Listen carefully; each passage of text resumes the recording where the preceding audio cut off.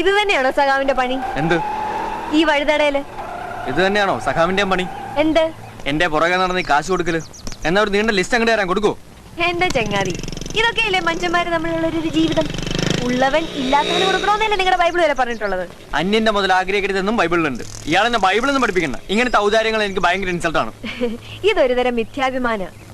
സഖാവിന്റെ father ഹോസ്പിറ്റലാന്ന് അറിഞ്ഞപ്പോ ഞാൻ വന്നത് hospital bill തരാനൊന്നും അല്ല, ഒരു മര്യാദ.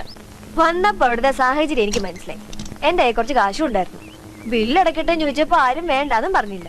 സഖാവിന് അത് ഇൻസൾട്ട് ആയെങ്കിൽ സോറി, എന്റെ കാശ് ഇപ്പൊ തിരിച്ചു തന്നേക്കും.